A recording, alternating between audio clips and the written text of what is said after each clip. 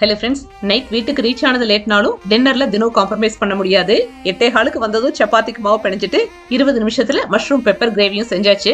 இந்த மஷ்ரூம் கிரேவிக்கு 2 ஸ்பூன் ஆயில்ல 2 பொடி பொடியா அறுத்த வெங்காயம், 2 பொடி பொடியா அறுத்த தக்காளி சேர்த்துட்டு இந்த கிரேவிக்கு தேவையான அளவு உப்பும் போட்டுட்டு தக்காளி நல்லா வதங்கினதுக்கு அப்புறம் இஞ்சி பூண்டு பேஸ்ட் 1 ஸ்பூன் மட்டும் சேர்த்துட்டு இஞ்சி பூண்டு நல்லா வதங்கினதுக்கு அப்புறம் கொஞ்சம் மீடியம் சைஸ்ல கட் பண்ணல கேளான சேர்த்துட்டு இப்ப கேளானுக்கு தண்ணி எல்லாம் ஊத்த வேண்டியதில்லை. கேளான்லயே தண்ணி விட்டு வேகும். ஒரு 10 நிமிஷம் வெந்ததுக்கு அப்புறம் இதுக்கு ஒரு மசாலா பவுடர் ரெடி பண்ணணும். அதுக்கு ஒரு பட்டை, கிராம்பு, ஏலக்காய் இதெல்லாம் சேர்த்துட்டு கூடவே 1 ஸ்பூன் சோம்பு, 1 ஸ்பூன் மல்லி, 1 ஸ்பூன் சீரகம், கொஞ்சமா மிளகு, 1 காஞ்சி மிளகாய், கொஞ்சம் கருவேப்பிலை இதெல்லாம் போட்டு ஒரே 1 நிமிஷம் லோ ஃப்ளேம்ல வறுத்து பவுடர் பண்ணிட்டு அந்த பவுடரையும் கேளான்ல சேர்த்துட்டு கொஞ்சமா மிளகாய் தூளும் மஞ்சள் தூளும் சேர்த்துட்டு எனக்கு சப்பாத்திக்கு கிரேவி கன்சிஸ்டன்சில வேணுங்கிறதுனால 1/2 டம்ளர் சுடுதண்ணி சேர்த்திருக்கேன். ஃபைனலா ஃப்ரெஷ்ஷான கருவேப்பிலையும் மல்லித்தலையும் போட்டு இறக்கும் போது கிரேவியோட டேஸ்டே செம சூப்பரா இருக்கும். பெர்ஃபெக்ட் வின்டர் டின்னர் இது.